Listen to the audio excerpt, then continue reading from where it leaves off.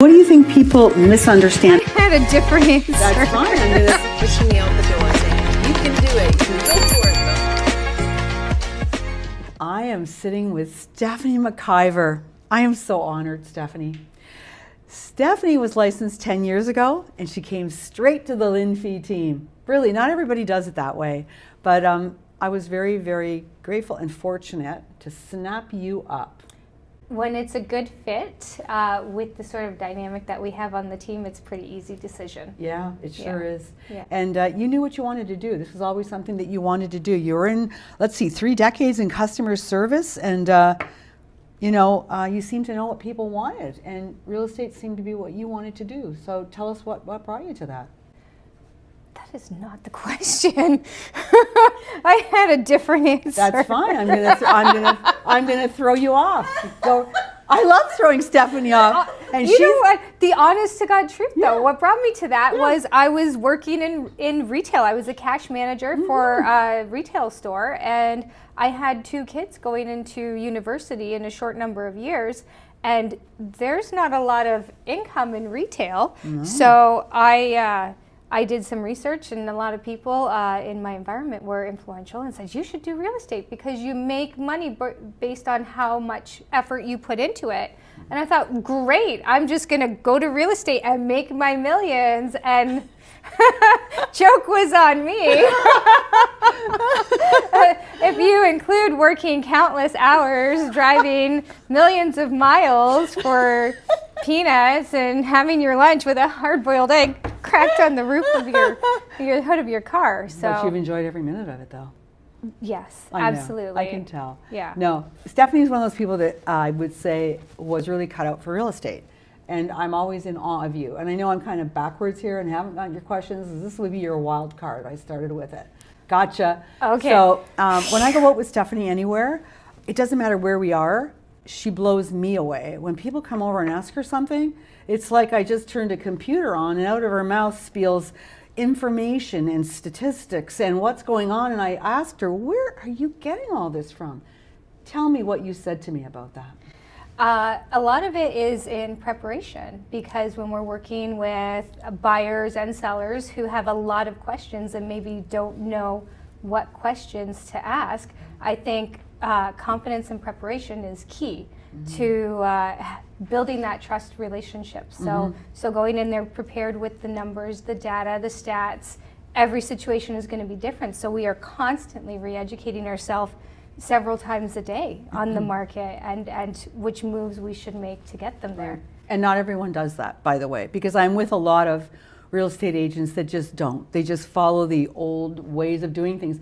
But I'm always taken aback because you're very easygoing. Stephanie always looks like she's having a great time with everybody. But the moment that happens, it's like, boom, she turns into a machine and like a computer. And it's very impressive. And I told you that. It's great being with you, knowing that I don't have to answer questions.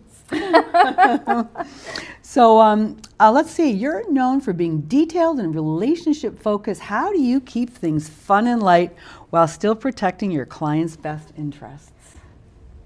Going back to the previous question, I think that is key, is having the confidence in the preparedness of understanding what they're looking for and what they need. It's doing all of the background work and preparation affords us a nice, light, enjoyable experience. It's it's their biggest transaction. I mean, we should have a good time and something memorable. You seem to make it a very good time. Stephanie has like permanent friends now from all of her clients. I said she's got more friends than I will ever have in my entire life. So it goes to show when your clients want you to be friends, means you did something really, really good. So you work with sellers, buyers, investors. What mindset shift helps someone move from shopping for a home to making a confident decision? The way around that is shifting it from emotion to effectiveness. Instead of do you love this, revisit, does this line up with your goals and intentions? Is this going to get you to where you had wanted to be when we started? So I mean, sometimes the emotions can sort of take away from the deep, thoughtful process that is also the goal. Yeah. Yeah. No, I getcha. I do. So you have a strong eye for renovations and potential, which is always great when Stephanie's around because you know a lot of stuff. So what's something that you notice in a property that most people completely overlook?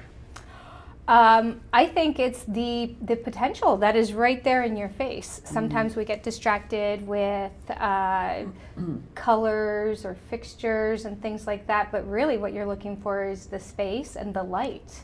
And even the layout sometimes can be important, but I mean even that can be manipulated with proper resources. So just basically seeing what can be done with the property as opposed to what's currently in existence. Right. And many of us tend to go, oh, look at this, like, oh, let's get, where you go, oh, I can see us doing something. This is great. Yeah. This is solid. And, you know, and you have all the contacts, it seems, too, for people that can do just about anything, right? So that makes it good. I have a lot of renovators and therefore a lot of resources. Through the years, I've had the pleasure of being introduced to just about every trade you could possibly need to really revamp and make your dream house out of a pile of pebbles. That's a really good way to put that. That's great. So if a client is feeling overwhelmed or unsure, what's your go-to way of helping them feel grounded and supported again? It's a reminder that they are in the driver's seat. Our job is to help them maneuver the market, but also to support them, listen to them, and guide them. And so I think if anything is feeling overwhelming, we need to stop and remind ourselves, you know, it's okay. We can take as much time as you need. If this isn't what you want, let's sit down, let's redo your plan or your goals and find out how we can get you there at a level that's comfortable. That's awesome. Yeah. Lastly, not a wild card question, but it's kind of just a question. One thing I notice about you, Stephanie, is that the most unusual people come into your life sometimes, and there's no one that you can't seem to handle. There's people that we think, oh, this is going to be really awful, and yet we'll get a call from somebody that irate or whatever, and Stephanie turns it into like an amazing relationship. How do you do this? How do you do this, Steph? It's important to explore all points of the situation. So if somebody is upset, let's take a step back and figure out why are they upset? What's going on? Can I put myself in their position and try and identify what might make me upset as well? And then come back to the other side where we might have the opportunity to correct the situation or, you know, help them in a way that reminding them again that they're supported, they're heard, we're listening, we understand, we care. Yeah. So you put yourself in their shoes. Absolutely. You do a great job of it. So thank you. Thank you. Is there anything you wanted to add? No, I might have think- missed? No, this is great. Thank you so much. Thank you. I so appreciate you. Thank you for being on the team. Thank you Thank for you for having your me. loyalty and everything. Thanks a lot.